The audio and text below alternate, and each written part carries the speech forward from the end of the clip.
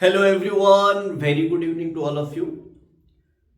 आज का जो हमारा लेक्चर रहेगा बहुत ही ज्यादा इंटरेस्टिंग है। बहुत सारे बच्चों ने मुझे बोला कि सर सेंटर ऑफ मास का थोड़ा डाउट रहता है, बेसिक हमें समझ नहीं आता, इसको थोड़ा अच्छे से आप लेक्चर बनाइए एंड इसको डालिए। तो अभी मैंने सेंटर ऑफ मास स्टार्ट करूंगा एंड इसका मैं 3 पार्ट बनाऊंगा। पहला पार्ट जो रहेगा पूरा बेसिक्स रहेगा, जो आपको बाकी 2 पार्ट के लिए बहुत ज्यादा जरूरी है। बाकी जो 2 पार्ट रहेगा वो बेसिकली न्यूमेरिकल्स का रहेगा। एंड आज जो मैं आपको पढ़ाऊंगा भाई, इसमें पूरा बेसिक से लेके आपको करने क्या है, सेंटर ऑफ मास होता क्या है, सेंटर ऑफ मास लाएंगे कैसे, सेंटर ऑफ मास का फॉर्मूला कैसे आया, ये सारा चीजें मैं आज आपको समझाऊंगा।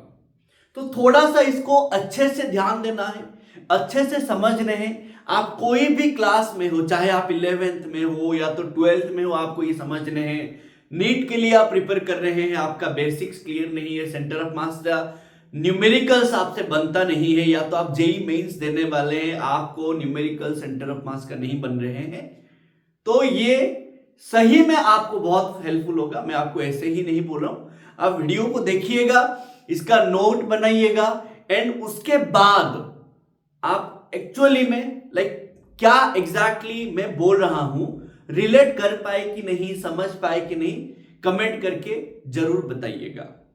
अगर अच्छा लगा तो कमेंट करिएगा, अगर नहीं भी अच्छा लगा तो भाई कमेंट करना, सो दैट क्या प्रॉब्लम है, क्या और हम इसको इंप्रोवाइज कर सकते हैं, वो भी उस पर भी हम ध्यान देंगे। तो आज हम बेसिकली देखेंगे सेंटर ऑफ मास का बेसिक से लेके सारे चीजें भाई, सारे चीजें, सेंटर ऑफ मास कैसे आएगा, क्या है ये चीजें, ये सारे चीजों पे आज हम ध्यान देंगे। तो चलिए शुरू करते हैं सेंटर ऑफ मास का पहला पार्ट। देखो भाई, जब भी हमें सेंटर ऑफ मास का बात आता है ना, बहुत सारे बच्चे क्या करते हैं, बहुत सारे बच्चे ये सोचते हैं कि सर सेंटर ऑफ मास है, ये जो सेंटर ऑफ मास है ये सर हमारा मास है। नहीं भाई, सुनो, मैं जो बोल रहा हूं समझना, नोट डाउन करना, फिर रिवीजन करना, ये 3 चीजें आपको जरूरी है।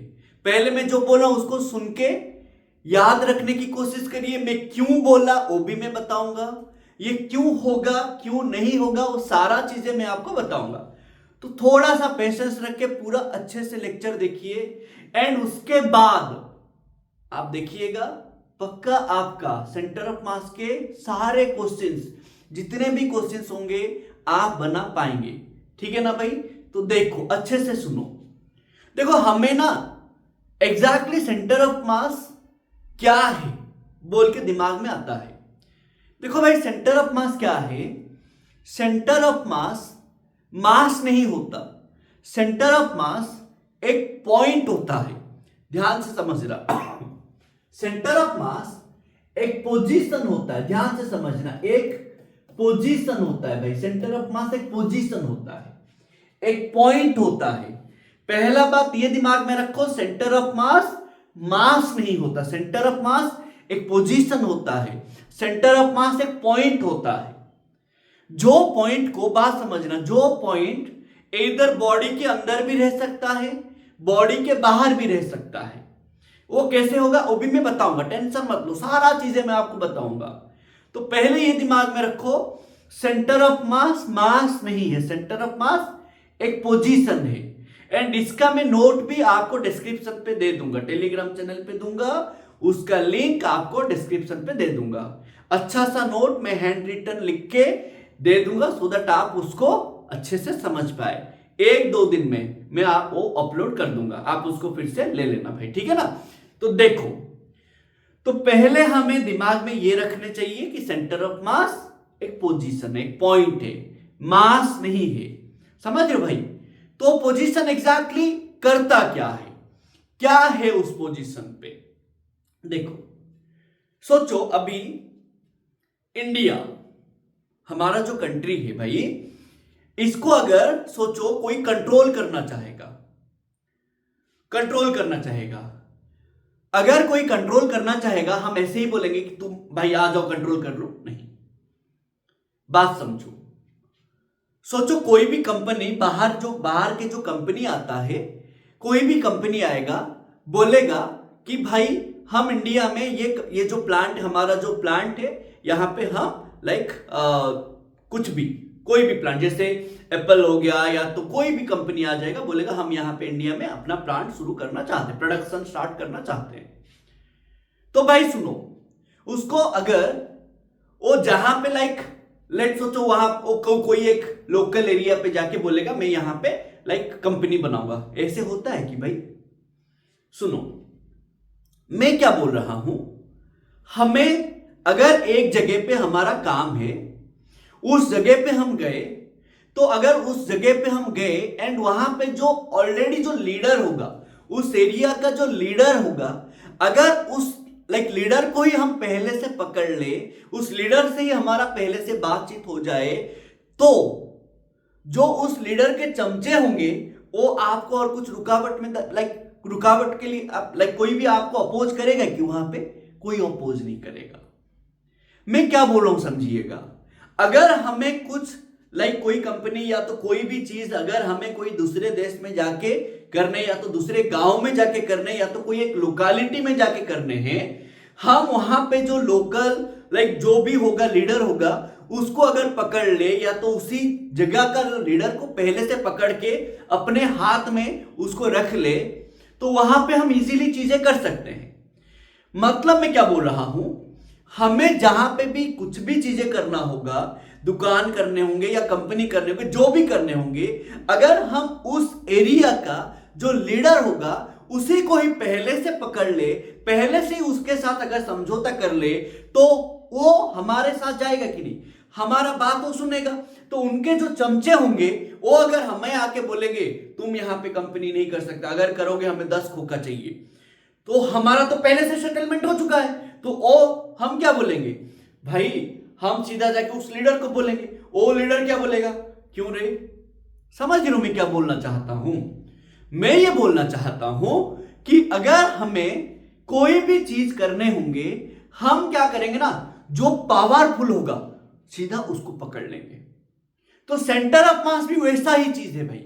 सेंटर ऑफ मास बोल रहा है मैं एक ऐसा पॉइंट हूं जो बॉडी में जितने सारे पार्टिकल है, जो बॉडी में जितने सारे मासेस है, जो सिस्टम में जितने सारे मासेस है, वो सबको मैं कंट्रोल करना चाहता हूं। सेंटर ऑफ मास वही पोजीशन है, सेंटर ऑफ मास वही पोजीशन है जो पूरा का पूरा चीजों को कंट्रोल करना चाहता है, जो पूरे के पूरे एरिया को कंट्रोल करना चाहता है, जो सारे के सारे पार्टिकल जितने भी उस बॉडी में है वो सबको कंट्रोल करना चाहता है। तो सेंटर ऑफ मास बोलेगा मैं जाऊंगा राइट, तो सारे के सारे मास उसी के साथ उसी के पीछे चलेंगे भाई। मतलब जो सेंटर ऑफ मास है वो ऐसा एक पोजीशन है, वो मास नहीं है, वो एक ऐसा पोजीशन है कि अगर वो पोजीशन जो बोलेगा वो सारे पार्टिकल्स करेंगे। फॉर एग्जाम्पल जैसे हमारा इंडिया में मोदी जी आए कोविड का टाइम पे, बोले कि दिया जलाइए, कोविड थोड़ा सा जो भी होगा वो बोले कि दिया जलाएंगे। सारे लोग कैसे दिया जलाए देखे, बोले कि एक साउंड धुन साउंड करने हैं। लोग छत के जो सीट थे ना, किसी के घर के सीट था, वो सीट को लेके मार रहे हैं। कोई अपना जो खाने का जो प्लेट होता है उसको लेके मार रहा है। कैसे साउंड करे, इतना साउंड आया भाई 2020-21 में, इतना भाई देखो वो मोदी जी बोल के सुनो, मोदी जी अभी जो पोजीशन में है, मोदी जी बोले कि भाई डिमोनेटाइजेशन होगा 2016 में, होगा, हुआ। वो पोजीशन ऐसा है भाई। वो मोदी जी अगर पहले बोलते होता कि नहीं, मोदी जी जब वो पोजीशन में आए, प्राइम मिनिस्टर वाला पोजीशन, वो सेंटर ऑफ मास है, वो पोजीशन में रह के वो जो बोले लोग वही किए। वही मैं बोल रहा हूं भाई। वो बोलेंगे कि भाई जाके, बात समझिएगा मैं क्या बोल रहा हूं भाई, आज ये होगा, तो भाई सब कर रहे हैं।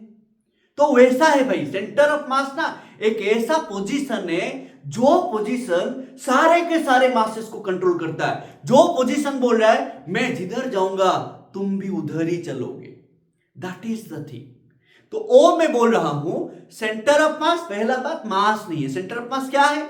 सेंटर ऑफ मास एक पोजीशन है, जो पोजीशन को अगर आप थोड़ा सा फोर्स दोगे, जो पोजीशन को अगर आप फोर्स दे दोगे, वो बॉडी सेंटर ऑफ मास तो जाएगा ही जाएगा।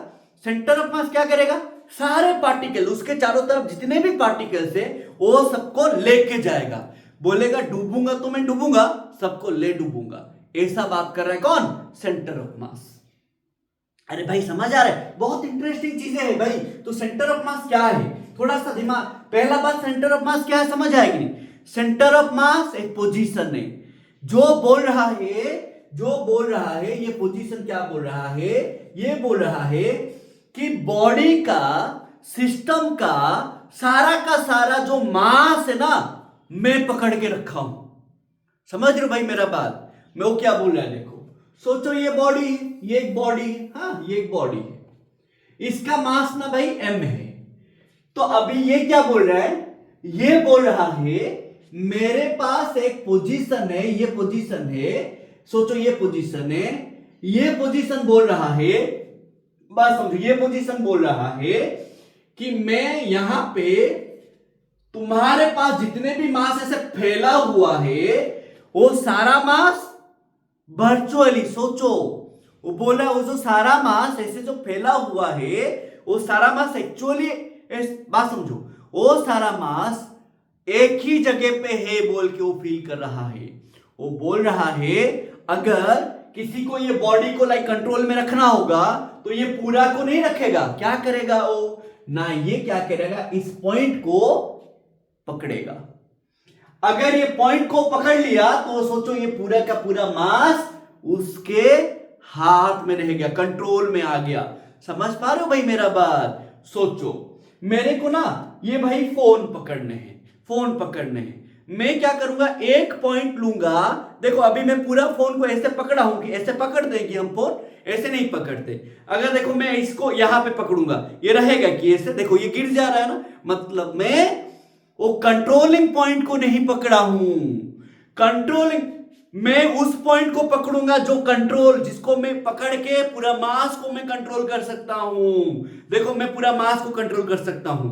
मैं अगर इसको ऐसे पकड़ूंगा, देखो इसको पकड़ूंगा, नहीं होगा भाई, ये देखो ऐसे रहेगा, ये कंट्रोलिंग पॉइंट नहीं है। समझ रहे हो मेरा बात? तो बेसिकली सेंटर ऑफ मास एक कंट्रोलिंग पॉइंट है भाई। सेंटर ऑफ मास क्या है? The controlling point of the body, the controlling point of the system. भाई समझ पा रहे हो? कंट्रोलिंग पॉइंट ये क्या करता है भाई? सारा का सारा मास को कंट्रोल करता है। ये क्या करता है? पूरा सिस्टम को कंट्रोल करता है। ये बोल रहा है तुमको पूरा बॉडी को पकड़ने नहीं, मत पकड़ो, तुम बस मुझे पकड़ो, सारा बॉडी तुम्हारे साथ चलेंगे। कोई एक लोकल गुंडा होगा, ठीक है, उसके साथ 4 चमचे घूम रहे होंगे, तो लोकल गुंडा क्या बोल रहा है? तुम मेरे पास आओ, 4 चमचों के बारे में भूल जाओ, तुम मेरे पास आके डील करो, 4 चमचे तुम्हारे ही है। भाई समझ पा रहे हो मैं क्या बोलने की कोशिश कर रहा हूं? तो सेंटर ऑफ मास नहीं है, सेंटर ऑफ मास एक पोजीशन है जो ये बोल रहा है मैं पूरा सिस्टम को कंट्रोल करूंगा, मैं जैसे बोलूंगा सिस्टम वैसे जाएगा। कोई आके मुझे पकड़ेगा तो अगर मैं उसके इशारों में चलूंगा तो पूरा का पूरा मास मेरे इशारे पे चलेगा, सारे के सारे पार्टिकल मेरे इशारे पे चलेंगे। भाई समझ पा रहे हो मैं क्या बोल रहा हूं? तो ये अगर सेंटर ऑफ मास होगा, कोई आके बोलेगा मैं इस पॉइंट को पकड़ लूंगा, मतलब ये पूरा मास को वो पकड़ा है, वो सेंटर ऑफ मास है। समझ पा रहे हो भाई सेंटर ऑफ मास क्या है? Centre of mass is the controlling point of the body, is the controlling point of the system, is the controlling point of all the particles in the body. That is center of mass. Center of mass position है, मास नहीं है। मैं बार बार बोल रहा हूं, centre of mass एक position होता है जो सारे के सारे मासेस को, सारे के सारे पार्टिकल्स को कंट्रोल करता है।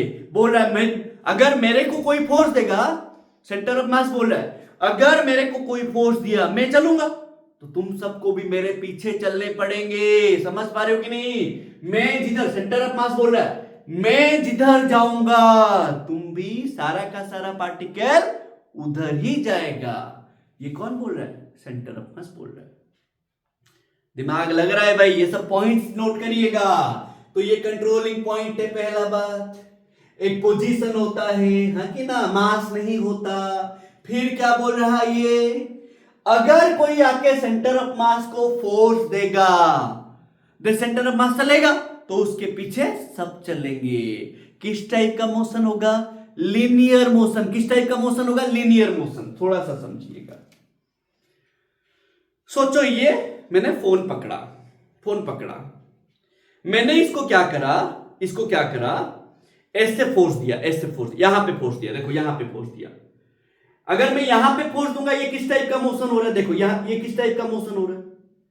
ऐसे घूम रहा है, ऐसे घूम रहा है भाई, ऐसे घूम रहा है। अगर मैं यहां पे फोर्स दूंगा, ये ऐसे घूम रहा है, क्योंकि ये लाइन में सेंटर ऑफ मास नहीं है। सेंटर ऑफ मास इसका कहां पे है भाई? यहां पे। इसका सेंटर ऑफ मास कहां पे? यहां पे है भाई। तो अगर मैं ये पॉइंट पे फोर्स दूंगा, या तो ये पॉइंट जो लाइन में है उस लाइन पे फोर्स दूंगा, तो ये बॉडी कभी रोटेशनल मोशन नहीं करेगा। मैं क्या बोल रहा हूं समझो।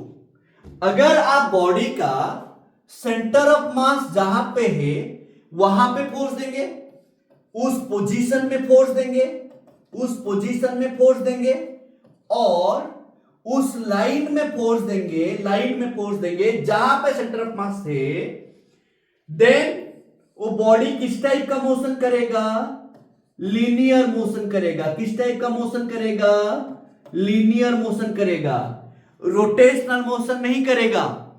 बट अगर आप और कोई लाइन में फोर्स देंगे जहां पे सेंटर ऑफ मास नहीं है, ठीक है, अगर आप और कोई लाइन में फोर्स देंगे जहां पे सेंटर ऑफ मास नहीं है, तो वहां पे उस लाइन में फोर्स देने से किस टाइप का फोर्स होगा, मोशन होगा? रोटेशनल मोशन हो जाएगा। किस टाइप का मोशन हो जाएगा? रोटेशनल मोशन हो जाएगा। समझ पा रहे हो रे भाई मेरा बात? तो पहला बात क्या याद रखे? सेंटर ऑफ मास एक पोजीशन है, मास नहीं है। सेंटर ऑफ मास, अगर आप सेंटर ऑफ मास को फोर्स दोगे, वो क्या करेगा? सारा का सारा पार्टिकल को लेके चलेगा। समझ पा रहे हो भाई? सेंटर ऑफ मास को फोर्स देने से किस टाइप का मोशन होगा? लीनियर मोशन होगा। सेंटर ऑफ मास एक कंट्रोलिंग पॉइंट होता है, जो सारा का सारा पार्टिकल्स इन द बॉडी होता है, वो बोलता है कि सारा मास मेरे पास है, तुमको इंडिविजुअल मास के पास जाने की जरूरत नहीं है, तुम मेरे पास आओ, सारा मास मेरे पास है। वो हाइपोथेटिकली बोल रहा है, एक्चुअली में सारा मास वहां पे नहीं है। समझ पा रहे हो? तो that is centre of mass is एक हाइपोथेटिकल, समझ रहे हो, हाइपोथेटिकल कंसेप्ट है। एक्चुअली में सेंटर ऑफ मास में सारा मास नहीं होता, एक्चुअली में मास डिस्ट्रीब्यूट होके रहता है। समझ पा रहे हो भाई मैं क्या बोल रहा हूं? तो सेंटर ऑफ मास बोल रहा है, अगर आप सेंटर ऑफ मास को फोर्स दोगे, या सेंटर ऑफ मास जो लाइन में है उस लाइन को फोर्स दोगे, किस टाइप का मोशन होगा? लीनियर मोशन होगा और ट्रांसलेशनल मोशन होगा। बट जो लाइन में सेंटर ऑफ मास नहीं होगा, उस लाइन में फोर्स देंगे तो किस टाइप का मोशन होगा भाई? ना किस टाइप का मोशन होगा? रोटेशनल मोशन होगा। दिमाग में रखिएगा भाई। समझ पा रहे मेरा बात? फिर क्या बोला मैंने? कंट्रोलिंग पॉइंट है, लीनियर मोशन होगा, पोजीशन है, एंड वो बोल रहा है all the mass of the body is concentrated at centre of mass. वो और क्या बोल रहा है कि all the mass is concentrated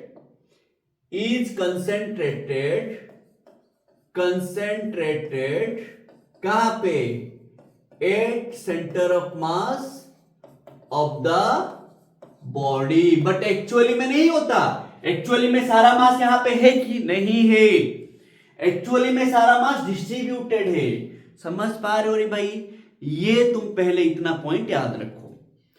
और एक बात याद रखेंगे, सेंटर ऑफ मास, बात समझिएगा, सेंटर ऑफ मास जो होता है हमारा, दिमाग में रखिएगा, सेंटर ऑफ मास को अगर देखो, अगर मैं यहां पे फोर्स दूंगा, किस टाइप का मोशन होगा? Linear motion. अगर मैं यहां पे फोर्स दूंगा, किस टाइप का मोशन होगा? Rotational motion. समझ पा रहे हो भाई मेरा बात?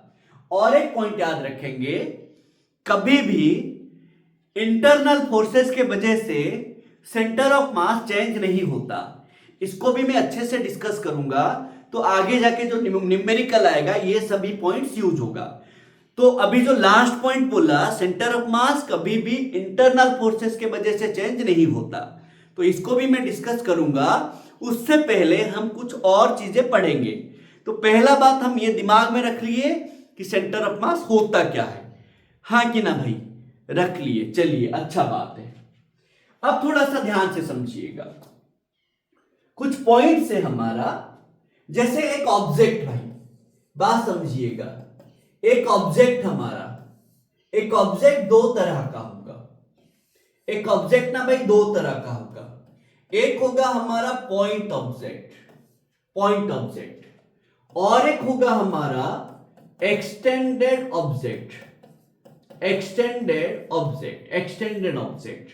थोड़ा सा अच्छे से समझिएगा, ये जो सेक्शन है ना भाई, इसको अच्छे से समझेंगे, सो दैट हमारा जो सेंटर ऑफ मास है वो क्लियर होगा, मोमेंट ऑफ इनर्शिया वाला पार्ट क्लियर होगा, एंड सिस्टम ऑफ पार्टिकल्स पूरा अच्छे से क्लियर होगा। तो अच्छे से समझिएगा, जितना भी जेई का क्वेश्चन होगा, नीट का क्वेश्चन होगा, मैं सेंटर ऑफ मास वाला जितने भी क्वेश्चन है वो सबको सॉल्व करके मैं आपको दे दूंगा, कोई टेंशन मत लो भाई, ठीक है ना। तो थोड़ा सा अच्छे से बस सुनते रहिए, एंड कुछ अगर डाउट होता है फिर भी आप मुझे कमेंट सेक्शन में पूछ सकते हैं। अब देखिए मैं क्या बोल रहा हूं, जो हमारा ऑब्जेक्ट है वो हमारा दो तरह का होता है, एक होता है पॉइंट ऑब्जेक्ट और एक होता है एक्सटेंडेड ऑब्जेक्ट।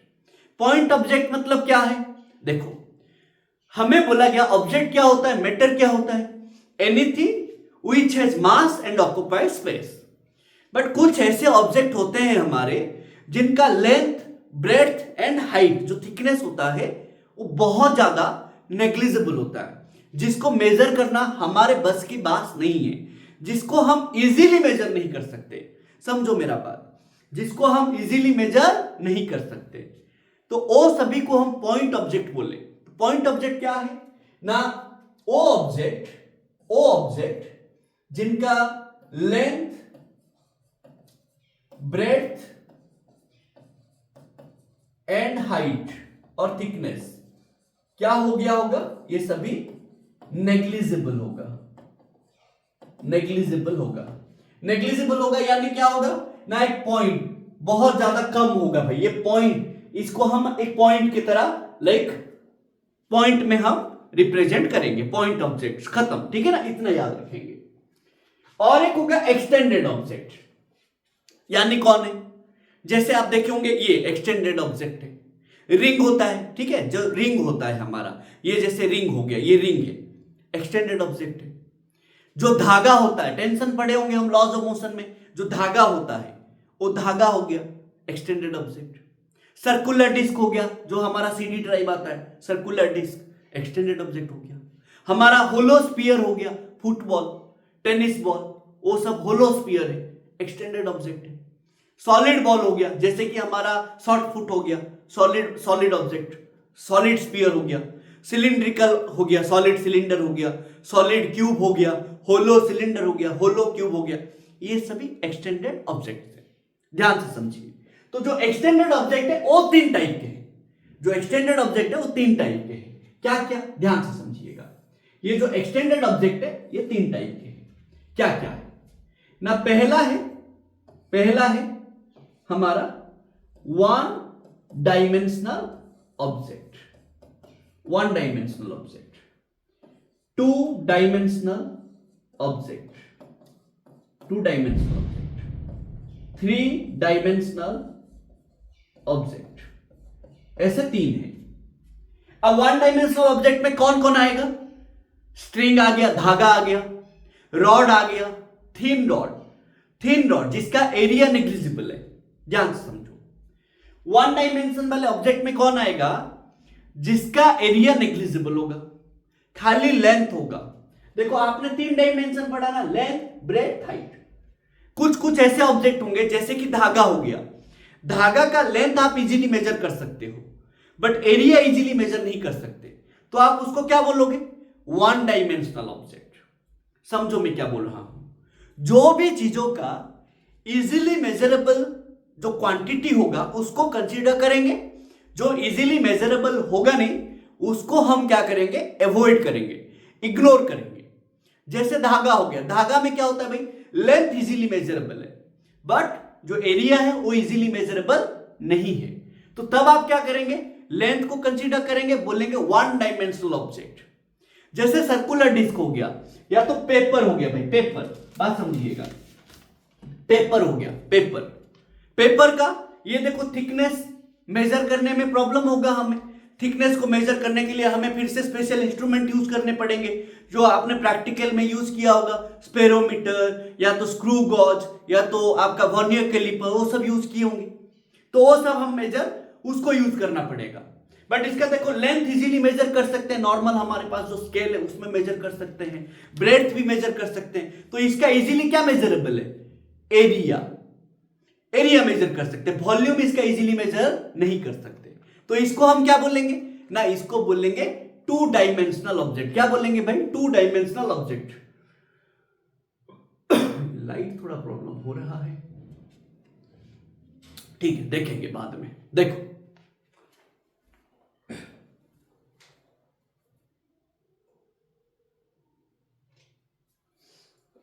एक मिनट, सॉरी यार, देखो तो इसको आप क्या बोलोगे, टू डायमेंशनल ऑब्जेक्ट, क्लियर है बात।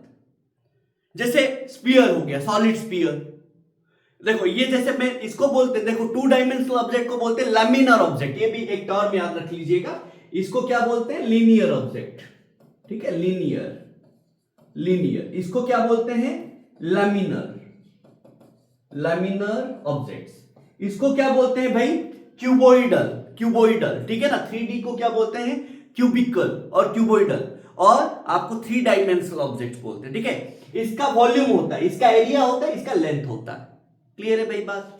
तो इसको आप क्या बोलोगे, लैमिनर ऑब्जेक्ट्स। जैसे एग्जांपल हो गया सर्कुलर डिस्क हो गया, ट्रायंगुलर लैमिना, ट्रायंगुलर लैमिना, समझ रहे हो, ये इसको बोलोगे आप रेक्टेंगुलर लैमिना, इसको आप एक ट्रायंगल बना दीजिए, इसको आप एक ट्रायंगल बना दीजिए, ठीक है। ये देखिए ये जो है आपका ट्रायंगुलर लैमिना, ये जो ट्रायंगल दिख रहा है ये ट्रायंगुलर लैमिना, मतलब ये मटेरियल है, होलो नहीं है, ट्रायंगल बस एक तीन लाइन नहीं, ये पूरा देखो अंदर भी मटेरियल है कि नहीं, ये इसको बोलेंगे रेक्टेंगुलर लैमिना, इसको स्क्वायर कर देंगे, स्क्वायर कर देंगे, ठीक है भाई, स्क्वायर कर देंगे, तो ये हो जाएगा आपका क्या ना, स्क्वायर लैमिना, समझ पा रहे हो भाई मेरा बात, इसको बोलोगे आप स्क्वायर लैमिना, समझ पा रहे हो मैं क्या बोल रहा हूं, ये सभी चीजें आपको याद रखने हैं। तो लैमिनर ऑब्जेक्ट मतलब आपको क्या दिमाग में आने चाहिए, टू डायमेंशनल वाला ऑब्जेक्ट जिसका एरिया होता है, ठीक है भाई, अब समझिएगा। तो ऐसे में एक्सटेंडेड ऑब्जेक्ट तीन टाइप का है, बट एक्सटेंडेड ऑब्जेक्ट में जो मास होता है वो मास अलग अलग डिस्ट्रीब्यूट होता है, ध्यान से समझिएगा, मैं जो बोल रहा हूं ध्यान से समझिएगा, ये सब याद रखिएगा भाई, बहुत काम का चीजें है, बहुत ज्यादा काम का चीजें हैं, आपको हमेशा चाहिए ये, ठीक है। मैं आपको बोला हूं सारा चीजें मैं बताऊंगा, बेसिक से लेके एडवांस तक सारा चीजें मैं बताऊंगा, तो अच्छे से देखो, टाइम देना पड़ेगा भाई, पेशेंस रख के टाइम देंगे तभी जाके भाई अच्छा चीजें मिलेगा। मैं यहां पे आप लोगों को टाइम दूंगा तो मेरा ग्रोथ होगा, यही चीज को आप अगर अच्छे से देख के, अगर आप अच्छे से आप वही टाइम यूटिलाइज करेंगे, ज्यादा टाइम देके इसको समझेंगे, अच्छे से टाइम देके समझेंगे, आपका बेनिफिट होगा। सेम थिंग है भाई, नेचर का रूल वही है कि आप जितना टाइम दोगे एक चीजों पे वो उतना ज्यादा बेहतर होता जाएगा, इसीलिए बोला जाता है प्रैक्टिस करिए, प्रैक्टिस करिए, वही चीज प्रैक्टिस करिए, जितना ज्यादा आप टाइम देंगे ना वही भाई बार बार होने से वो टाइम भाई उसको भी लगेगा इतना टाइम दे रहा है कैसे नहीं करेंगे, वो खुद बोलेगा इसका कैसे अच्छा होगा फिजिक्स, भाई वही होता है, ठीक है ना भाई। टाइम जरूरी है भाई, टाइम देना जरूरी है। देखो तो ये समझ गए ना, एक्सटेंडेड ऑब्जेक्ट के कितना टाइप का होता है, क्या होता है, समझ गए, सही है। अब मैं क्या बोल रहा हूं, ये जो एक्सटेंडेड ऑब्जेक्ट में जो मास होता है ना, जो मास होता है वो डिस्ट्रीब्यूट होता है, कैसे डिस्ट्रीब्यूट होता है, देखो जैसे किससे डिस्ट्रीब्यूट होता है, जैसे अभी बताइए इसमें मास कैसे डिस्ट्रीब्यूटेड है, इसमें मास कैसे डिस्ट्रीब्यूटेड है, एरिया में डिस्ट्रीब्यूटेड है कि ना। एक रॉड में मास कैसे डिस्ट्रीब्यूटेड होगा, लेंथ में। एक धागा में कैसे मास डिस्ट्रीब्यूटेड होगा, लेंथ में। तो जो मास डिस्ट्रीब्यूशन है, बात समझिएगा, डिस्ट्रीब्यूशन मास के हिसाब से, by the distribution of mass, by the distribution of mass, distribution of मास, हमारा जो डेंसिटी है, जो डेंसिटी है, जो डेंसिटी है हमारा, वो 3 टाइप का है। जो डेंसिटी है वो 3 टाइप का है। डेंसिटी मतलब हमारा दिमाग में क्या आता है, मास बाई वॉल्यूम, नहीं भाई, डेंसिटी 3 टाइप का होता है। एक्चुअली में डेंसिटी मास बाई वॉल्यूम है, बट यहां पे हम हमेशा मास बाई वॉल्यूम लेंगे नहीं। क्या लेंगे ना, एक डेंसिटी होता है, बात समझिएगा, अगर हमारा मास लेंथ में डिस्ट्रीब्यूट हुआ होगा, अगर हमारा मास लेंथ में डिस्ट्रीब्यूट हुआ होगा, एक ऐसे मटेरियल में डिस्ट्रीब्यूट हुआ है, एक ऐसे ऑब्जेक्ट, एक लाइन में डिस्ट्रीब्यूट हुआ है, तो आप बोलोगे उसको लीनियर मास डेंसिटी। क्या बोलोगे भाई, linear mass density, linear mass density. इसको सिंबलाइज किया जाता है लैम्ब्डा। क्वेश्चन में जो दिया होगा वो लेंगे, कभी कभी वो डेंसिटी को रो ही लेता है सभी में। तो ये लीनियर मास डेंसिटी का सिंबल मैंने लिया लैम्ब्डा। इसको क्या पढ़ते हैं भाई, लैम्ब्डा, ठीक है, लैम्ब्डा, ध्यान से समझिएगा। फिर आएगा सरफेस मास डेंसिटी। मैं अच्छे से समझाऊंगा ये सारा चीजें, टेंशन मत लीजिए। सरफेस मास डेंसिटी, इसका सिंबल होता है सिग्मा। इसका क्या सिंबल होता है, सिग्मा। फिर आएगा वॉल्यूम मास डेंसिटी। ध्यान से समझिएगा, एक्चुअली डेंसिटी होता क्या है, ये होता है रो, ठीक है, रो। अब समझिएगा मैं क्या बोला आपको, डिस्ट्रीब्यूशन ऑफ मास के हिसाब से डेंसिटी 3 टाइप का। हम हमेशा बोल देते थे डेंसिटी क्या है, दिमाग में कोई पूछेगा डेंसिटी क्या है, मास बाई वॉल्यूम। नहीं, अभी और वो नहीं बोलेंगे, अभी हम चेंज कर देंगे।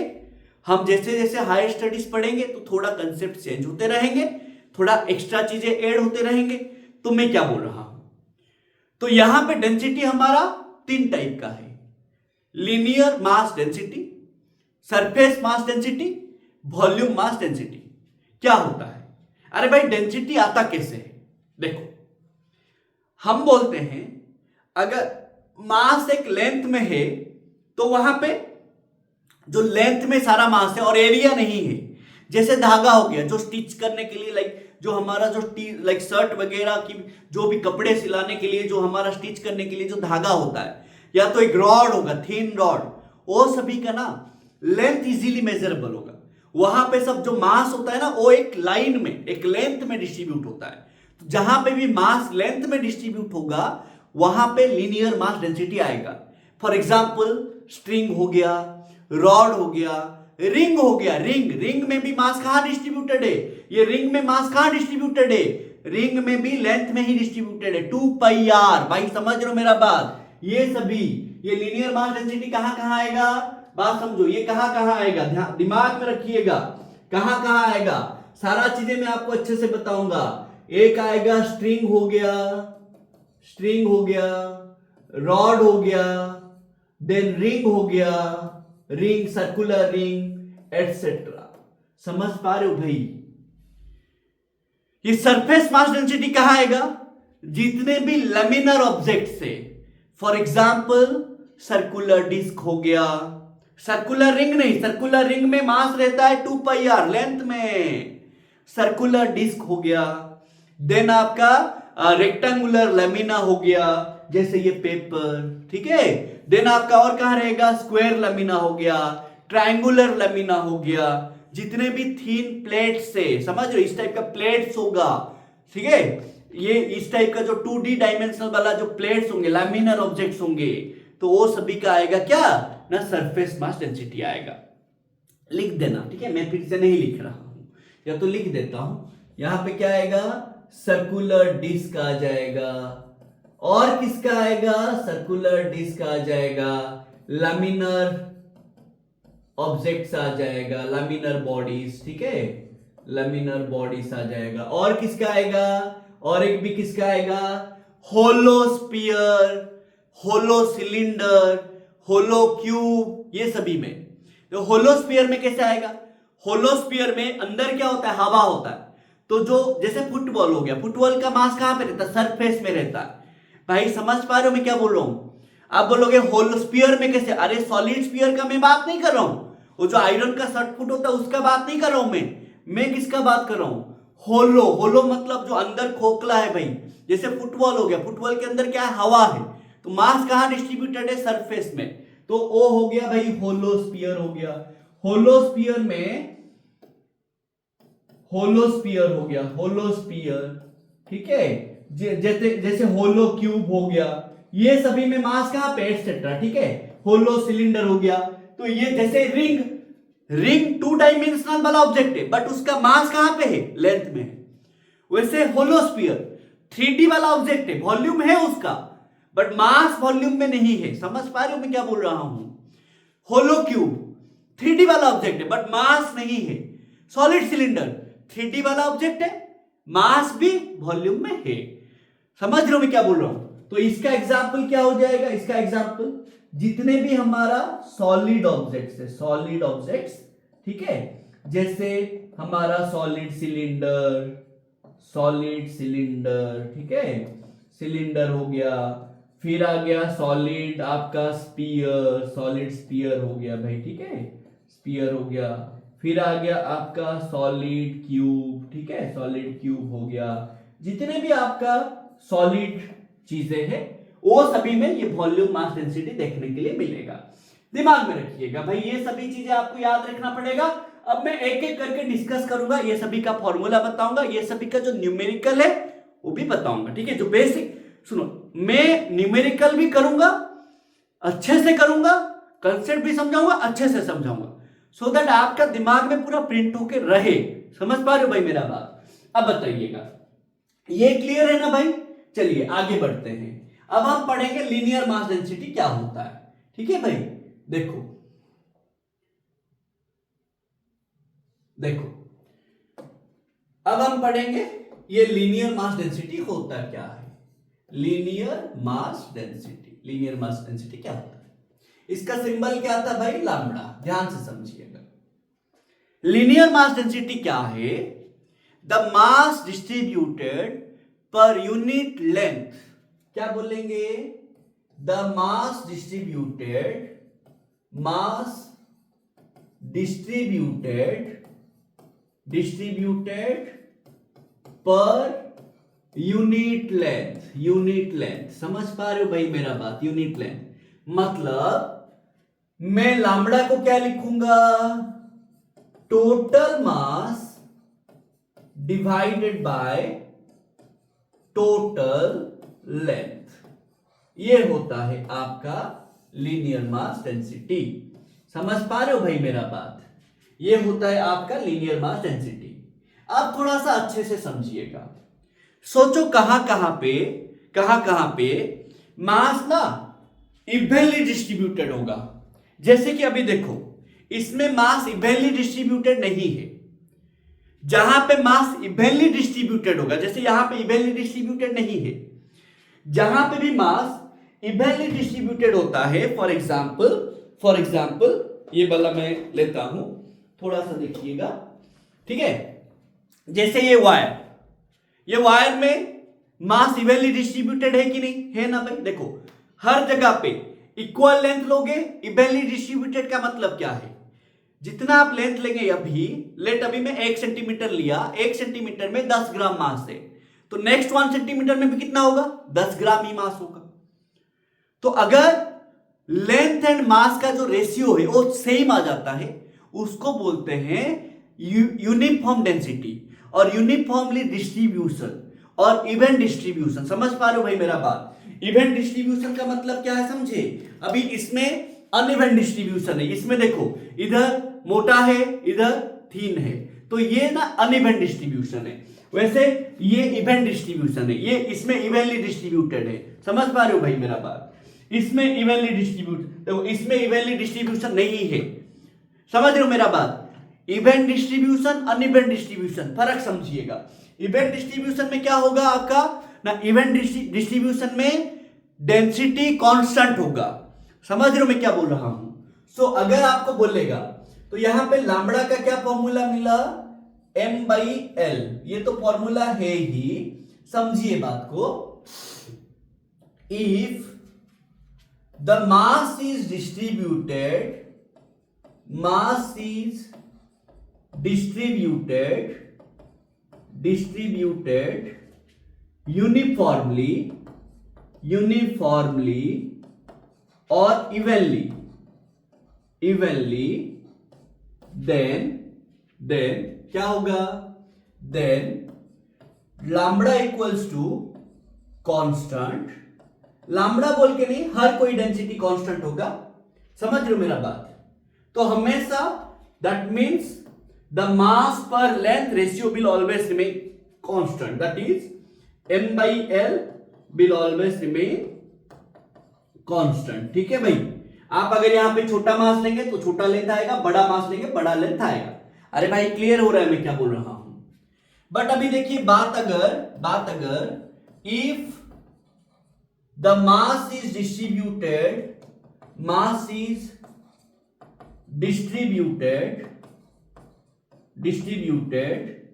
अनइवनली। मैं सारा चीजें आपको नंबर लेके भी समझाऊंगा, कोई प्रॉब्लम नहीं है। सारा पेशेंस रख के थोड़ा सा अच्छे से देखिए, सारा चीजें क्लियर होगा। अनइवनली और non uniformly,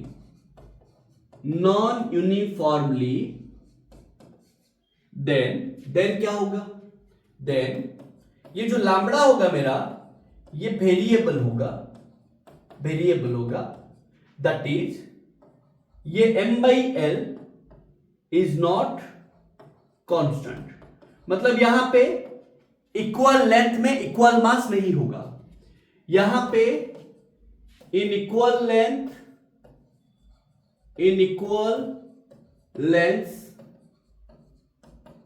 the mass is equal, यहां पे नहीं होगा। यहां पे इक्वल लेंथ में अनइक्वल मासेस होंगे। इन इक्वल लेंथ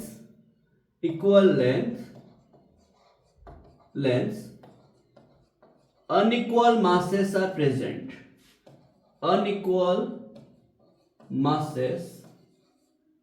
present, समझ पा रहे हो भाई मेरा बात?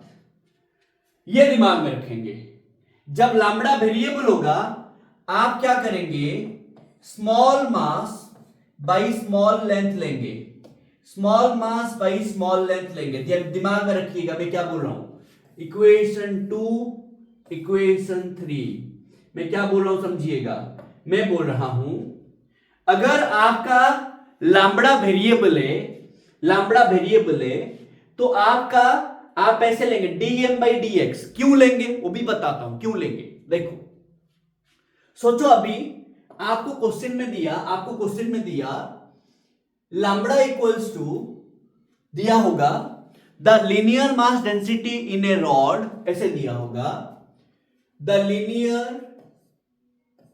लीनियर मास डेंसिटी, ध्यान से समझिएगा, linear mass density in A rod is 2 kg पर मीटर। लीनियर मास डेंसिटी का यूनिट क्या होगा, केजी पर मीटर। इसका यूनिट क्या होगा, लीनियर मास डेंसिटी का एसआई यूनिट क्या होगा, केजी पर मीटर। समझ रहे हो भाई मेरा बात? केजी पर मीटर, केजी मीटर इनवर्स। ठीक है? देखो क्वेश्चन दिया 2 kg पर metre. Find the total mass present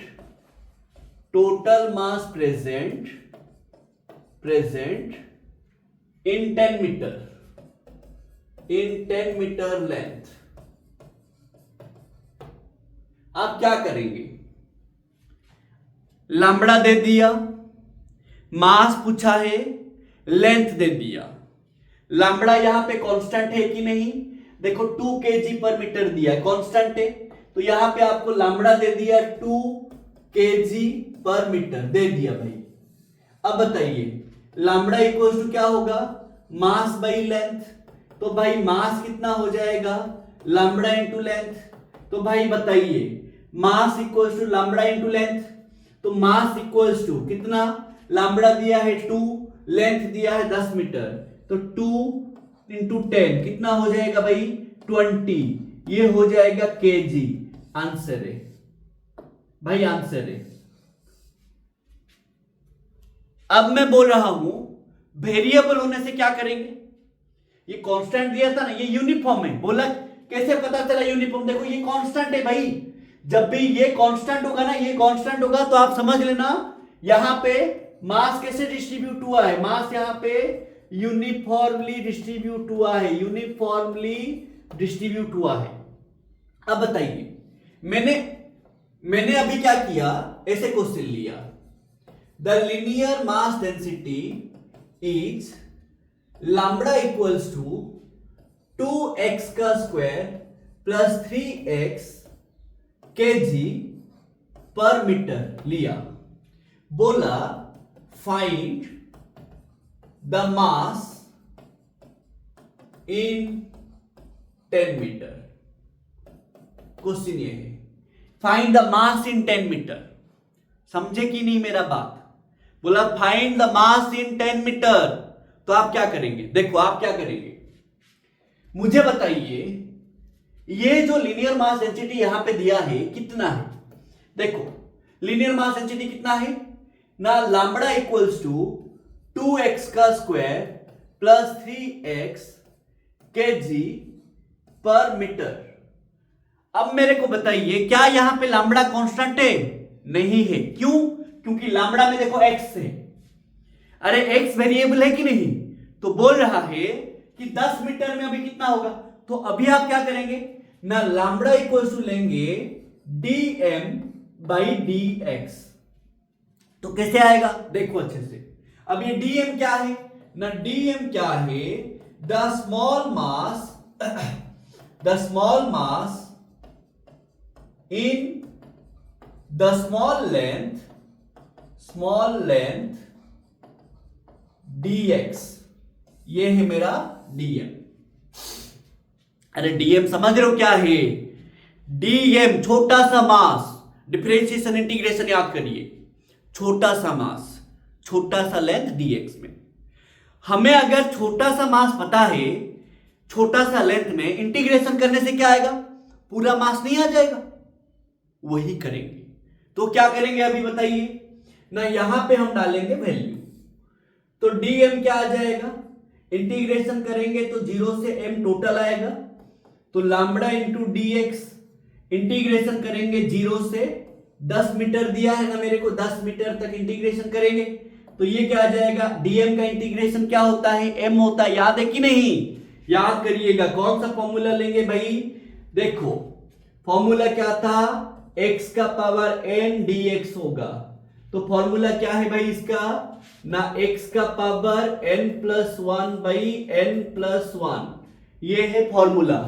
हाँ कि ना, प्लस कांस्टेंट होता है, हाँ कि ना, इंटीग्रेशन में प्लस कांस्टेंट होता है, इनडेफिनाइट में कांस्टेंट लेते हैं, डेफिनाइट में कांस्टेंट नहीं लेते, मतलब डेफिनाइट मतलब जिसमें लिमिट होता है, जैसे ये लिमिट है 0 से 10, डेफिनाइट हो गया, तो इसमें कांस्टेंट नहीं लेंगे, तो ये dm का इंटीग्रेशन क्या होगा, देखो इंटीग्रेशन ऑफ x का पावर 0 dx होगा, तो x का power 0 plus 1 by 0 plus 1, integration of x का पावर 2 dx होगा, तो x का पावर 2 प्लस 1 बाई 2 प्लस 1, ऐसे करेंगे भाई, ठीक है ना, तो यहां पे देखिए dm है, यहां पे नहीं है ना, तो ये याद रख लेंगे, इंटीग्रेशन ऑफ, देखो ये जैसे ये क्या होगा, इंटीग्रेशन ऑफ dx कितना हो जाएगा, ये बताइए कितना हो जाएगा x, क्योंकि x का पावर 0 प्लस 1 1, 0 प्लस 1 1, तो हमेशा याद रखिए इंटीग्रेशन ऑफ dx x, वैसे इंटीग्रेशन ऑफ dm क्या हो जाएगा m,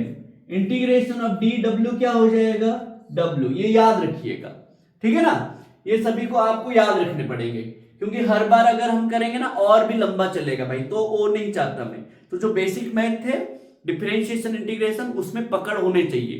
तो अगर आपको नहीं पता, अगर आपको बेसिक क्लियर नहीं है, आप थोड़ा मेरा प्लेलिस्ट में जाइए, उसमें डिफरेंशिएशन इंटीग्रेशन करके वीडियोस है, उसको थोड़ा सा अच्छे से देख लीजिएगा। थोड़ा ओल्ड वीडियो है बट बहुत अच्छे हैं, ठीक है ना।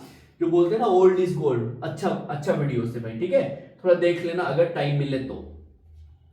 अब बताइए इंटीग्रेशन ऑफ डीएम क्या हो जाएगा, एम हो जाएगा। हाँ, लिमिट कहां से कहां है भाई ना, 0 से m बराबर क्या हो जाएगा, लैम्ब्डा का वैल्यू लगाएंगे 2x का स्क्वायर प्लस 3x, हाँ 3x ब्रैकेट में रहेगा dx, फिर लगाएंगे 0 से 10। अब ये डिस्ट्रीब्यूटिव होगा, लाइक ब्रैकेट हटाएंगे तो ये dx इसमें आएगा, dx इसमें भी आएगा, तो फिर फॉर्मूला यूज करेंगे। तो m का वैल्यू क्या आ जाएगा, m माइनस 0, हाँ याद है ना भाई, इसके जगह पे फाइनल वैल्यू डालेंगे माइनस इनिशियल वैल्यू डालेंगे, ये क्या हो जाएगा 2x का स्क्वायर dx, हाँ याद है ना भाई, प्लस 3x dx, फिर करेंगे इंटीग्रेशन 0 से 10, 0 से 10, फिर आ जाएगा भाई यहां पे, ये हो जाएगा मेरा m बराबर, देखो ये 2 कांस्टेंट है तो आएगा बाहर, जो कांस्टेंट होता है भाई वो कचड़ा होता है, उसको बाहर ले लेंगे, इंटीग्रेशन से बाहर ले लेंगे, तो बताइए 2 हो जाएगा, ये क्या हो जाएगा x का पावर 2 dx, ये फॉर्मूला लगाएंगे तो x का पावर 2 dx होने से क्या हो जाएगा, x का पावर 3/3, डायरेक्ट कर दिया मैंने एक स्टेप, प्लस प्लस हो जाएगा 3, यहां पे x का पावर 1 है तो 3x का पावर 1 प्लस 1 तो 2 हो जाएगा, हाँ कि ना भाई, तो 2/2, फिर ये 0 से 10, 0 से 10। अब ये किसका वैल्यू है भाई, ये लेंथ x का वैल्यू है, तो x के जगह पे वैल्यू डालेंगे, तो क्या आ जाएगा बताइएगा भाई ना, 2x, देखो 2 ये 3 हो जाएगा, 2/3, ये 3 चला गया, x का वैल्यू 10 है तो 10 का क्यूब माइनस 0 का क्यूब, प्लस ये हो जाएगा 3/2, 10 का स्क्वायर माइनस 0 का स्क्वायर। भाई क्लियर है मैं क्या बोल रहा हूं, तो बताइए m बराबर क्या हो जाएगा 2/3, 10 का क्यूब है, हाँ कि ना, तो क्या हो जाएगा भाई 10 का क्यूब 1000, हाँ कि ना। चलिए तो ये 2/3 1000 प्लस 3/2 100, ये हो जाएगा kg, इसको जो सिंप्लीफाई करने के बाद आएगा वो आपका आंसर है। तो ये 2000/3, ये 300/2, तो ये आ जाएगा 2000/3 प्लस 300/2 kg, कितना आ जाएगा भाई, टोटल मास निकाल लीजिए 4600 डिवाइडेड बाय ये मेरा 6 kg, इसको सॉल्व करिएगा आपका आंसर आ जाएगा। तो ये है भाई आपका मास आया, समझ पाए रे भाई क्या किया मैंने, देखो जब ये लैम्ब्डा वेरिएबल दिया तो मास क्या हम नॉर्मल लाए, इंटीग्रेशन करके लाए, तो जब भी ऐसे लैम्ब्डा वेरिएबल देगा आपको करने क्या है, पहले छोटा सा मास लेना है dm, छोटा सा लेंथ dx में, फिर आप उसको इंटीग्रेशन करके मास लाएंगे। तो अभी 10 मीटर में मास कितना है 4600/6 kg, ये मास है भाई, समझ पा रहे हो रे भाई मैं क्या बोल रहा हूं, ये आपको ये पूरा प्रोसेस याद रखना है, इंटीग्रेशन डिफरेंशिएशन अच्छे से पढ़ने हैं तभी जाके होएगा। तो अभी समझ आया रे भाई मैं क्या बोल रहा हूं, ये जो मैंने बोला ये क्यों लिया dm/dx क्यों लिया, समझ आया, क्योंकि जब लैम्ब्डा वेरिएबल होगा हमें एग्जैक्टली टोटल मास कितना है हमें पता नहीं है, टोटल लेंथ कितना है पता नहीं, तो हम क्या करेंगे, ये क्यों लेंगे समझ पा रहे हो, टोटल मास हमें नहीं पता, टोटल लेंथ हमें नहीं पता, तो हम क्या कर रहे हैं छोटा सा मास ले रहे हैं छोटा सा लेंथ में, फिर हम उसको इंटीग्रेशन करके ये वैल्यू डाल के हम फिर से क्या कर रहे हैं ना टोटल मास लाने की कोशिश कर रहे हैं। तो इसको थोड़ा सा याद रख लीजिएगा, इसको थोड़ा सा स्क्रीनशॉट ले लेंगे, इसको एक बार अच्छे से पूरा पढ़ लेंगे, स्क्रीनशॉट ले लेंगे। फिर अभी आएगा, ले लिए भाई स्क्रीनशॉट, हाँ, फिर अभी आएगा सरफेस मास डेंसिटी, इसका जो न्यूमेरिकल्स है इसको भी थोड़ा सा आप स्क्रीनशॉट ले लीजिएगा। इसका जो 2 न्यूमेरिकल किया इसको भी आप स्क्रीनशॉट ले लीजिएगा। भाई लिनियर मास डेंसिटी समझे ना भाई, बहुत इंपॉर्टेंट है भाई, बहुत ज्यादा इंपॉर्टेंट है, ठीक है ना, याद रखेंगे ये सारा चीजें। चलिएगा नेक्स्ट चलेंगे हम सरफेस मास डेंसिटी पे। किस पे चलेंगे भाई? Surface mass density.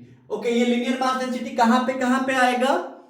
रिंग में आएगा। रिंग में लिनियर मास डेंसिटी क्या होगा? अगर यूनिफॉर्म होगा, इसको भी मैं थोड़ा लिख देता हूं, for uniform distribution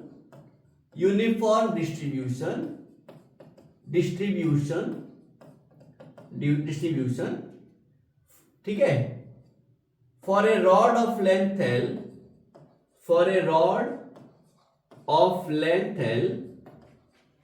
L having mass m, lambda क्या होगा? m/l। For a ring of radius r having mass m, lambda क्या हो जाएगा? m/2πr।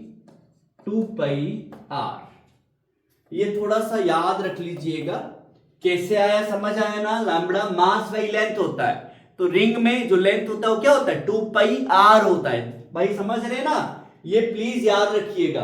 तो जब भी ये देखो मोमेंट ऑफ इनर्शिया में यूज होगा, देन आपका जो हम लोग लाइक कोई आगे आएगा क्वेश्चन जिसमें डेंसिटी दिया होगा, वो सभी में ये सभी चीजें प्लीज यूज होगा, तो इसको याद रखना प्लीज। हाँ, बहुत काम का चीजें है भाई ये सभी, ठीक है। चलिए तो अभी चलते हैं सरफेस मास डेंसिटी पे, ठीक है। सरफेस मास डेंसिटी पे सिग्मा। सरफेस मास डेंसिटी का सिंबल क्या होता है? सिग्मा। लिनियर मास डेंसिटी क्या था? The mass present per unit length. यहां पे क्या होगा? The mass present per unit area. The mass present per unit area.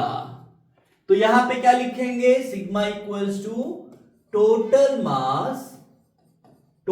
Mass divided by total area.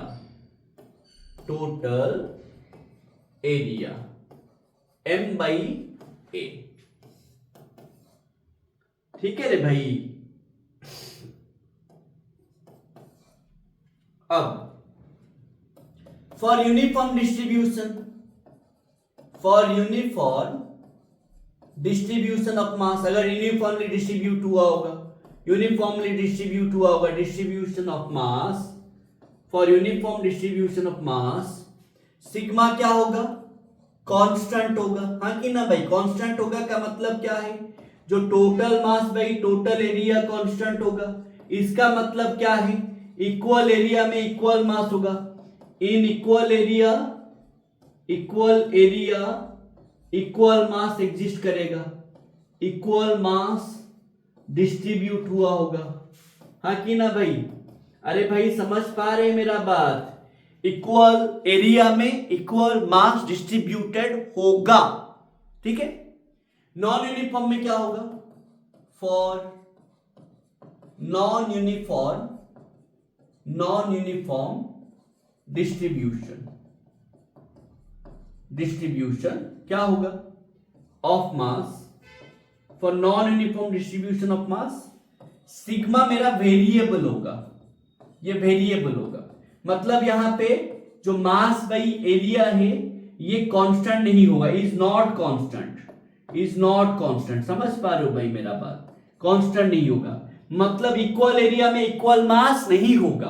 That is in equal area unequal masses are distributed. Unequal masses are distributed.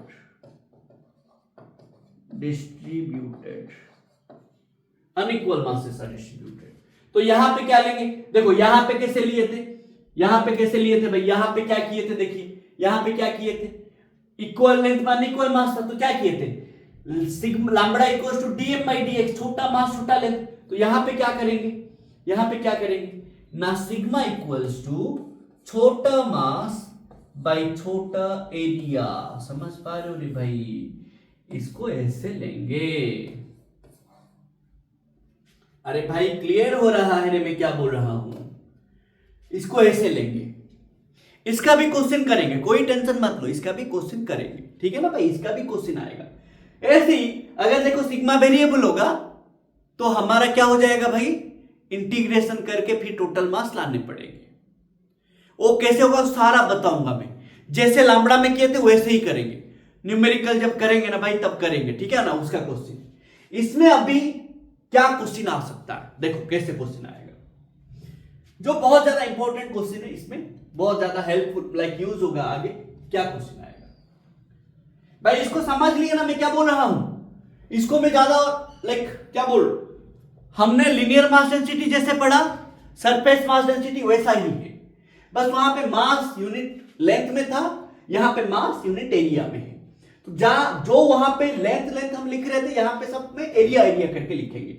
अरे भाई समझ पा रहे हो मैं क्या बोल रहा हूं, हाँ कि ना बताइए। तो यहां पे जो सिग्मा आया डीएम बाई डीए आया, समझ रहे भाई मेरा बात, क्लियर है। आगे बढ़ते हैं, तो क्वेश्चन कैसे आएगा, बोलेगा बोलेगा in a circular disc, in a circular disc of mass m। मैं अभी क्वेश्चन लाइक पीपीटी में नहीं बनाने का रीजन ये है, मैं चाहता हूं आप थोड़ा पेशेंसली क्वेश्चन को समझे, क्वेश्चन जो मैं बोल रहा हूं क्वेश्चन को दिमाग में डाले, ठीक है ना भाई, इसीलिए मैं नहीं लिया। तो for a circular disc of mass m and radius r a small portion has been removed, as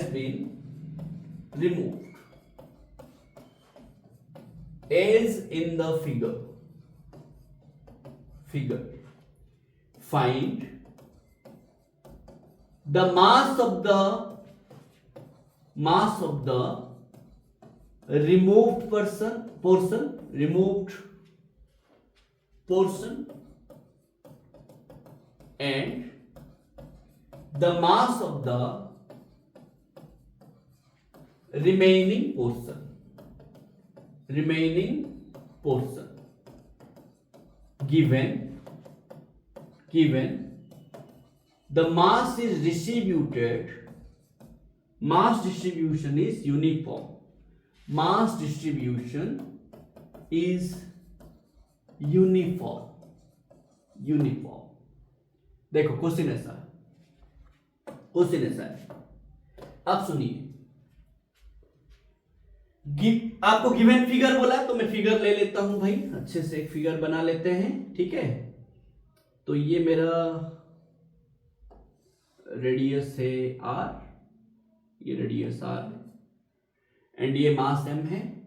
तो इसने क्या करा, ऐसे एक छोटा सा पोर्शन निकाल दिया,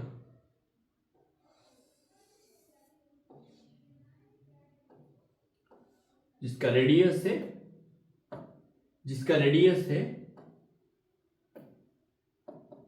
इसका जो रेडियस है, ये इसका सेंटर है, ये इसका सेंटर है ओडेस, ये जो रेडियस है small r equals to r by 3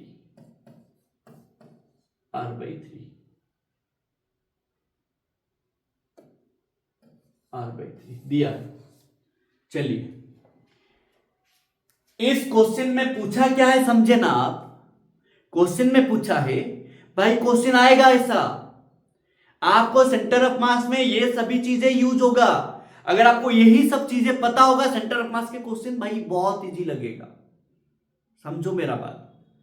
तो मैं क्या बोल रहा हूं समझिएगा, बोल रहा है ये जो मास है हमारा, ये एक सर्कुलर डिस्क है, मतलब अंदर भी मास है भाई। अब आपने क्या करा, ये छोटा सा पोर्शन को हटा दे तो यहां पे एक होल हो गया, तो बोला ये जो आपने हटा दिया इसका मास कितना है, जो बच गया उसका मास कितना है। तो आप ऐसे बोल सकते हो भाई, देखो ऐसा है बेसिकली, ये अगर आप बोलोगे,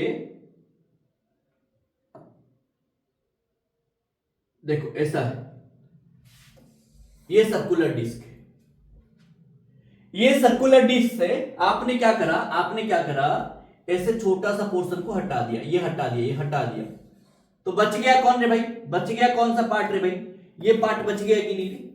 तो वो बोल रहा है इसका मास निकालिए, इसका मास निकालिए।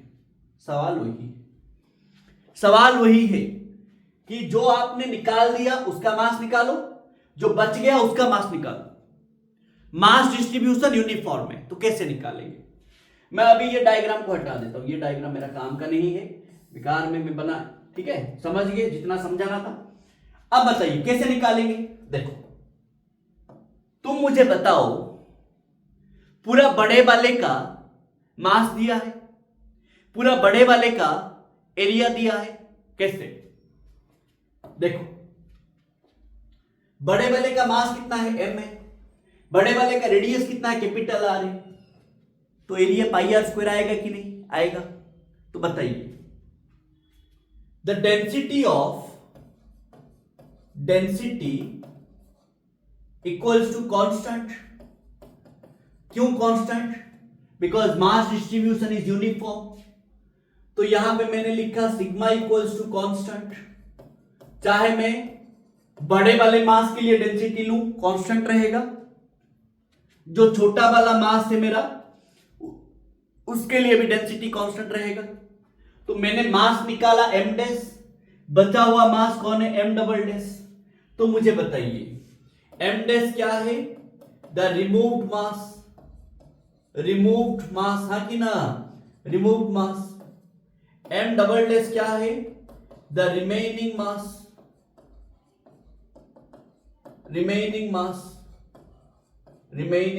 हाँ कि ना।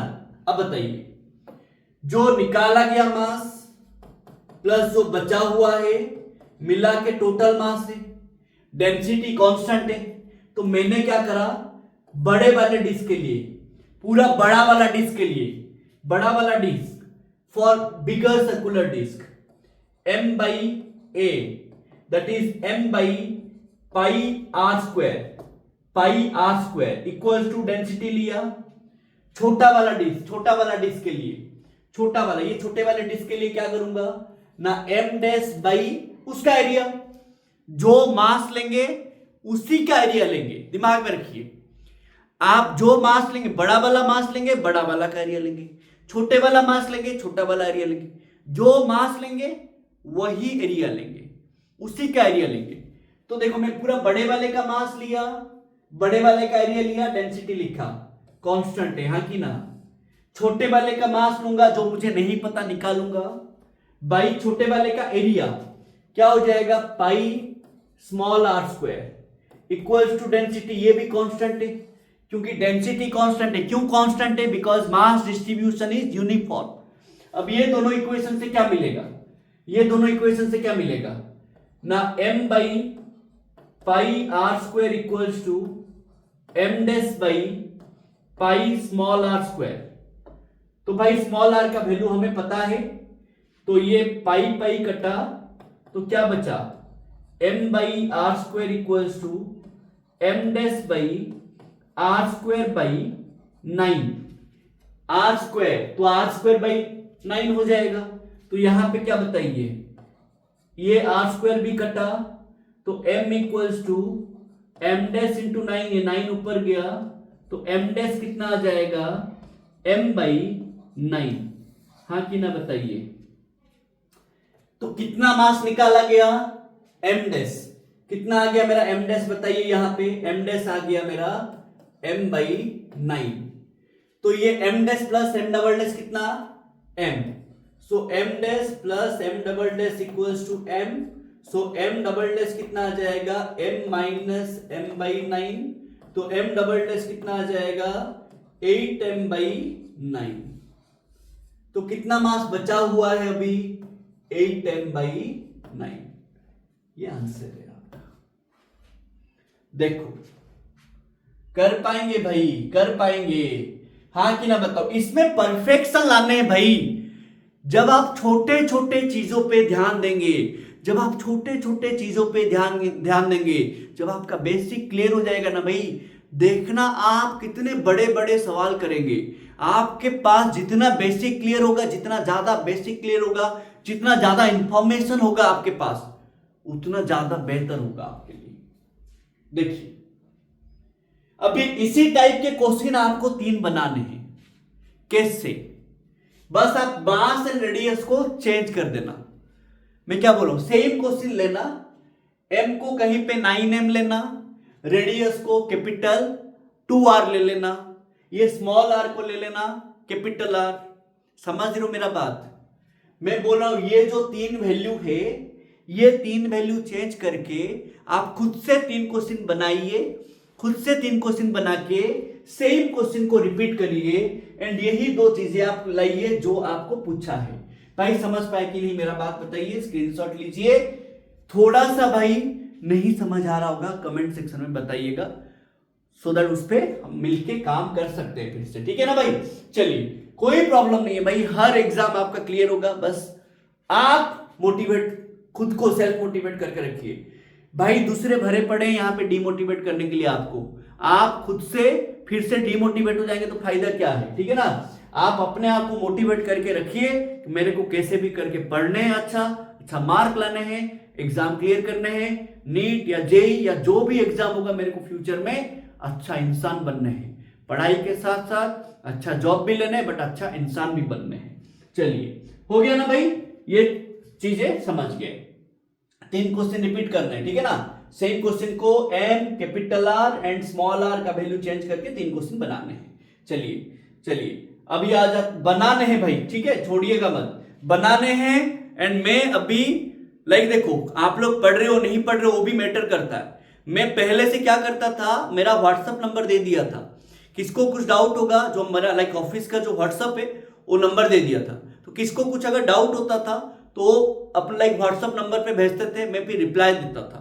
तो वही चीजें हम फिर से रिपीट करेंगे, सो दैट जो भी आपका लाइक असाइनमेंट वगैरह होगा वो आप सबमिट कर सकते हो मेरे को, पर्सनली मैं देखूंगा, कोई आपको लाइक ऐसा नहीं होगा कोई और दिखाएगा। यहाँ पे मैं ही हूं जो सारा चीज कर रहा हूं, जो सारा चीज आपको पढ़ा रहा हूं, आपका सारा चीजें हैंडल मैं ही करूंगा, कोई प्रॉब्लम नहीं है। चलिए तो ये सरफेस मास डेंसिटी कहां कहां आपको देखने के लिए मिलेगा, सरफेस मास डेंसिटी कहां कहां देखने के लिए मिलेगा? For uniform distribution of mass, uniform distribution of mass, mass uniform distribution of mass क्या मिलेगा आपको? Density of circular disc, circular disc क्या हो जाएगा ना, mass by pi r square. Density of hollow sphere क्या हो जाएगा? होलोस्फीयर क्या हो जाएगा? Mass by 4 pi r square. समझ पा रहे हो भाई? होलोस्फीयर में जो मास होगा सरफेस एरिया में होगा, तो एरिया कितना है स्फीयर का? 4 पाई आर स्क्वायर।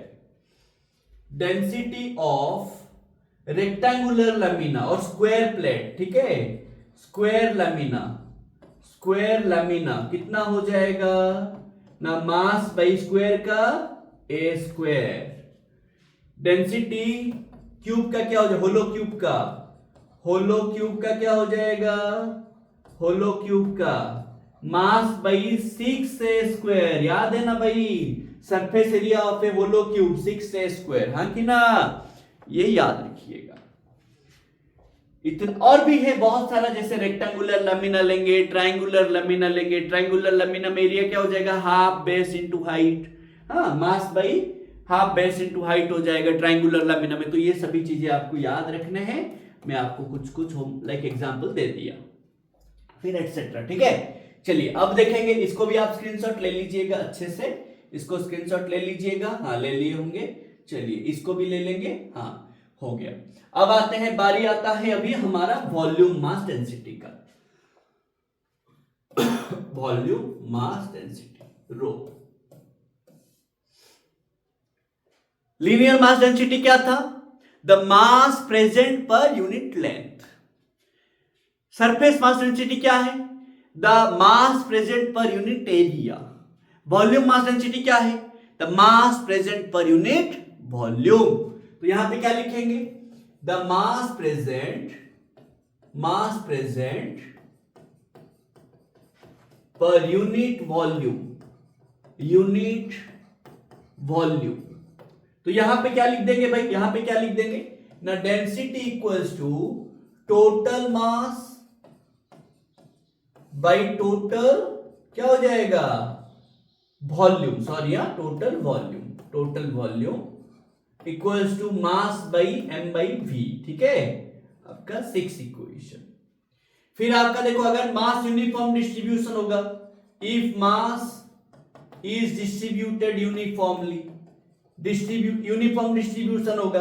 हाँ, डिस्ट्रीब्यूटेड यूनिफॉर्मली, यूनिफॉर्म होने से क्या हो जाएगा?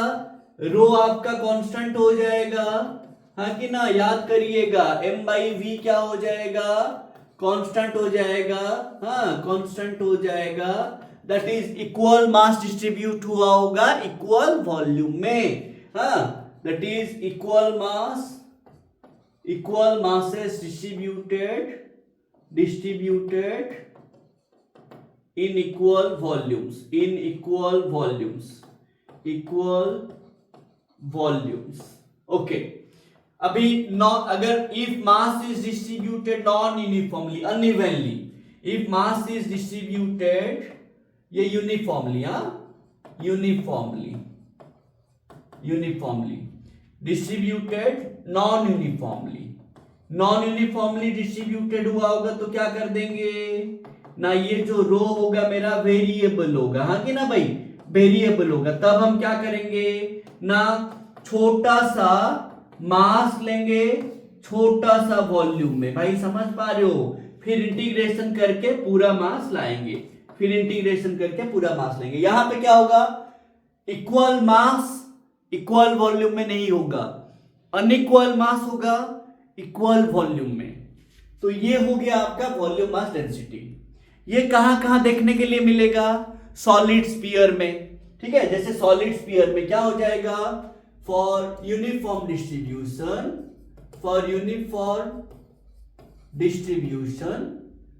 Density for solid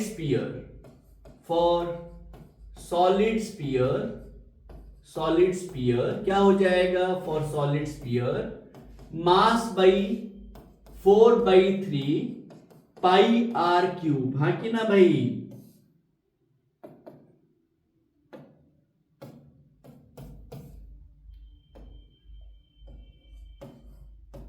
okay, for solid cube के लिए क्या हो जाएगा? Mass by A cube, volume लेंगे। ऐसे सिलेंडर के लिए भी आप निकाल सकते हो, पाई आर स्क्वायर एच हो जाएगा, मास बाई वॉल्यूम हो जाएगा, हाँ कि ना? पाई आर स्क्वायर एच हो जाएगा। तो वो सारा चीजें आप लिख सकते हो। सॉलिड सिलेंडर होगा, सॉलिड क्यूब होगा, सॉलिड आपका स्फीयर होगा, ये सभी चीज। सॉलिड कोन हो गया, कोन के लिए भी आपका लाइक ये ही आएगा भाई। ठीक है, डेंसिटी आएगा, मास बाई वॉल्यूम आएगा। क्लियर है भाई? इसको भी आप स्क्रीनशॉट ले लीजिएगा। तो ये रहा आपका। देखो, इसी टाइप का इसका भी क्वेश्चन आएगा। बोलेगा एक बड़ा सा स्फीयर है, और स्फीयर से आप छोटा सा पार्ट निकाल दिए, तो जो पार्ट निकाले उसका मास निकालो, जो बच गया उसका मास निकालो। तो यहां पे क्या करेंगे? ध्यान से समझो, ये स्क्रीनशॉट ले लीजिए पहले। ठीक है, उसको वो क्वेश्चन भी करते हैं, वो भी काम का है भाई, वो क्वेश्चन भी आएगा। जो बोल, देखो इसमें क्या दिया था? ये सर्कुलर डिस्क दिया था ना। अभी क्या देगा? सॉलिड स्फीयर दे देगा। देखो क्वेश्चन कैसे देगा। देखो क्वेश्चन देगा, from a solid sphere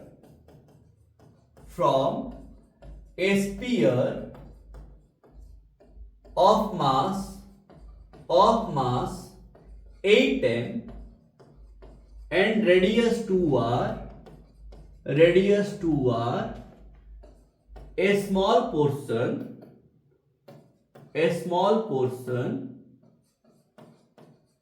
portion has been removed,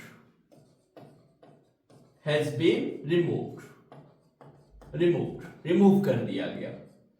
तो find the mass of the remove portion, the mass of the remaining portion. Question थोड़ा कंप्लीट कर दीजिएगा आप लोग।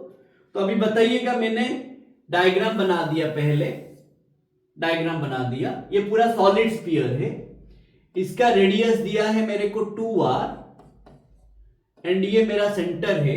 इसका मास दिया है 8m, मास दिया 8m। देखना भाई, मास देख के लिखना, ठीक है। जल्दबाजी में एम करके मत ले लेना, जो मास दिया होगा वही लेना। कभी कभी क्या होगा, हमें मास तो एम दिया होगा, नहीं भाई, मास जो दिया होगा, क्वेश्चन अच्छे से पढ़िएगा, जो मास दिया होगा वही लेना है हमें। अब हमने ऐसे निकाला, तो हमने जो निकाला उसका रेडियस है r, उसका रेडियस है r, ये ओडेस, उसका रेडियस है r। तो अभी मेरे को बताइए, डेंसिटी यूनिफॉर्म है, ठीक है। डेंसिटी यहां पे कांस्टेंट है, डेंसिटी कांस्टेंट है। तो ये मेरा अगर m डैश होगा, ये क्या होगा भाई, m डबल डैश। तो बताइए m dash plus m double dash क्या हो जाएगा मेरा, 8m, है कि ना। टोटल मास m मत कर देना, m कर दोगे गलत हो जाएगा भाई, ठीक है। आप ऐसे होता है ना, कभी कभी जल्दबाजी में m कर दिए, गलत हो गया, गलत हो जाएगा। जो छोटे छोटे चीजें हैं वो सभी पे ध्यान लगाने हैं हमें भाई। समझ पा रहे हो मैं क्या बोल रहा हूं, जो छोटे छोटे चीजें हैं वही सब पे ध्यान देने भाई, ठीक है, छोड़ना नहीं है। ये यही सभी चीजों पे ध्यान देने हैं हमें। अब बताइए मैं क्या बोला, ये निकालने के बाद ये बचेगा हमारा, तो ये m डबल डैश निकालने हैं, m डैश निकालने हैं। तो डेंसिटी कांस्टेंट है ना भाई, डेंसिटी कांस्टेंट है, तो हम क्या लिखेंगे, for bigger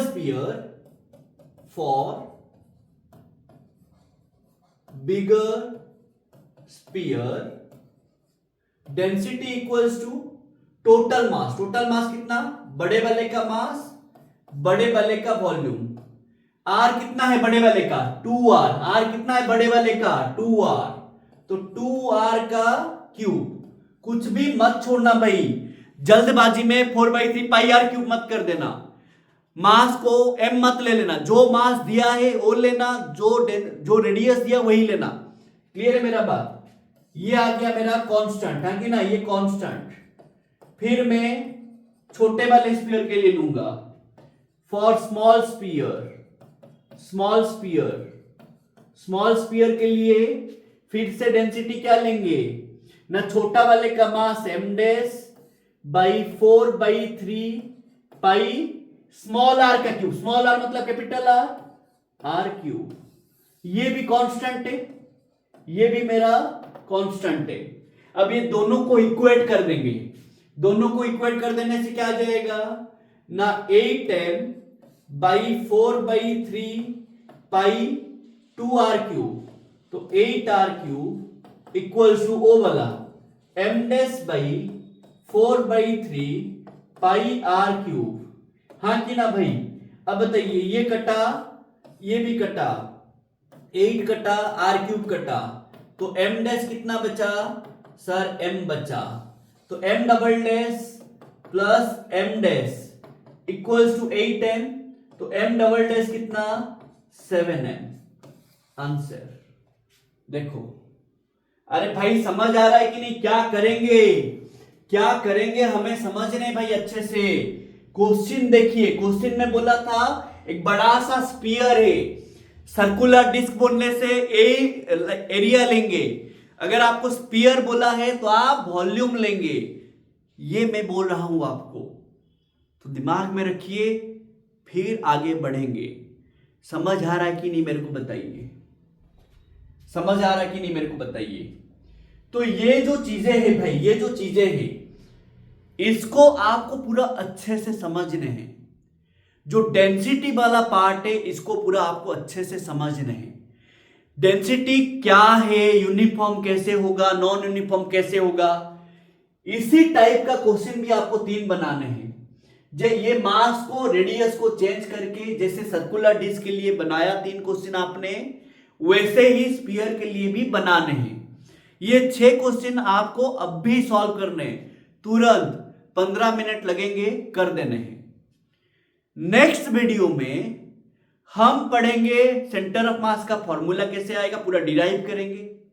moment of mass क्या होता है, सेंटर ऑफ मास लाएंगे कैसे, फिर सेंटर ऑफ मास का एग्जैक्ट फॉर्मूला कैसे आया, वो सारा चीजें हम नेक्स्ट वीडियो में अपलोड करूंगा, वो मैं कल ही करूंगा। ठीक है, ये जो 2-3 वीडियो बनेगा सेंटर ऑफ मास का सारा मैं कंटिन्यूअसली 2-3 दिन में डाल दूंगा। वो आपको पढ़ने अच्छे से, पूरा सेंटर ऑफ मास में पकड़ बनाने हैं। तो चलिए अच्छे से पढ़िए। अभी तक जो आपने पढ़ा, अगर इसमें कुछ डाउट है आप मेरे को बेझिझक पूछ सकते हैं, कोई टेंशन नहीं है भाई। अच्छे से पढ़ो, तुम पढ़ोगे अच्छा, रिजल्ट तुम्हारा होगा, नाम हमारा होगा, वही तो है भाई। तो अच्छे से पढ़िए, अच्छा काम करिए, बाकी सब जो होगा देखा जाएगा। बिंदास होके पढ़िए, फ्लो में पढ़िए, टेंशन लेके मत पढ़िए। स्ट्रेस गलत है भाई। जितना आप स्ट्रेस फ्री रहेंगे, जितना आप दिमाग को शांत रखेंगे, उतना ही अच्छा है। वही होता है सक्सेसफुल आदमी का या जो बोलते हैं ना पहचान होता है। तो आप शांत रहिए, वही आपका वही सक्सेस देगा आपको। चलिए, thank you for watching this video.